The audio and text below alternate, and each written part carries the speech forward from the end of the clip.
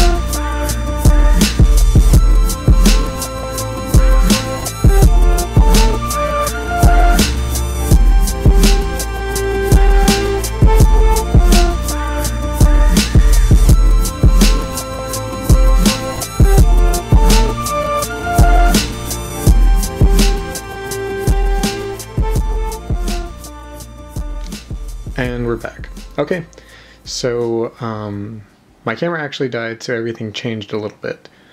But we do have her assembled now. There's actually some pieces over here. This is kind of like, you use this for a lot. Oh, sorry. So you use this for a lot of different things. And it's kind of illustrated on the packaging. You can't really see that yet, but I'm just going to demonstrate it for you physically in a second. And so one of the things that it says you can do is kind of use this as like some kind of pseudo wing backpack thing, and it goes on her back, or you can like jam these into the side, and once you've got them in, then you can put her on her back. But it just doesn't really fit that well. Like I could jam it in, there, but I don't really want it in there to be in the first place, because it just doesn't look that great. And I'd rather use it for some of the other things the packaging says it can do. But aside from that, we'll get a little closer to her in her armored mode and see what it's all about. Okay, so there she is. She's got this really sweet vac metal face with this kind of telecommunicator thing. This is some kind of wheel of some sort. It goes on her arm, and the arm keeps falling off. That's why I had to switch hands earlier, by the way. She's got a band up here, a real soft, flexible skirt. Same flexible material, but on her upper thigh or lower thigh, and it doesn't impede the articulation at all. It actually works really well for it. Along with this kind of shin guard, and there's her foot underneath moving backwards and forwards. She's got a little bit of paintwork here. See some of these crosses with a gold band at the bottom. And then another accessory that we put on was this lower shin kind of metal piece. I really like that. I like that she has a ton of moving parts. Her articulation is ridiculous. Oh, she's also got this breastplate on. But she can move basically everywhere. And for a figure from like 2005 and even then like from a line that comes from a lot longer before that, and being so small, this line probably has the most posable figures in this scale. It's absolutely ridiculous. So at the shoulder, I'm just going to go into articulation again because it's just astonishing. She's got a ball jointed head, and it's kind of, when I put this thing on, it kind of restricts the movement along with the breastplate, but she can still move it. She's got an ab crunch, and you can kind of see in there, there's two balls, one at the top, one at the bottom, two ball joints, so that you can really double crunch. Oh, her arm keeps falling off. Sorry about that. So you can get a really good range of movement at the abs. So she does have like 6 interchangeable hands, by the way, not including the 2 that she comes with. At the top of the shoulder, she's got this kind of forward-backward movement with this kind of hinge that does a 360 swivel. There's a cut up here at the top that can also move 360 degrees. She's got double jointed elbows, so she can bring them in real tight. Let's throw that hand back on. Not much you can do with the hands, they just kind of stay static in there. And on the other side, same articulation, you can see better the hand. It just kind of plugs in right there. At the pelvis area, there's a ball joint at the top of each leg, followed by a double knee joint that does a swivel at the top. And another swivel, I'm just going to let that fall. Another swivel at the ankle, goes forward and backward, so 360 and then a hinge, and then the toe even bends, which I was not expecting. Like, come on, that's crazy. And it does a tilt, like an amazing, beautiful tilt. And that's just wonderful. So a very, very like highly articulated figure. I was really not expecting this from this tiny piece. So we've kind of gone over the articulation for this one. So I kind of want to get into the features that this toy has, because it's got all kinds of weapon kind of stuff you can do with it. So I'm going to go through each one that it says we can do here, and we'll do another little fast forward clip for that. So here we go.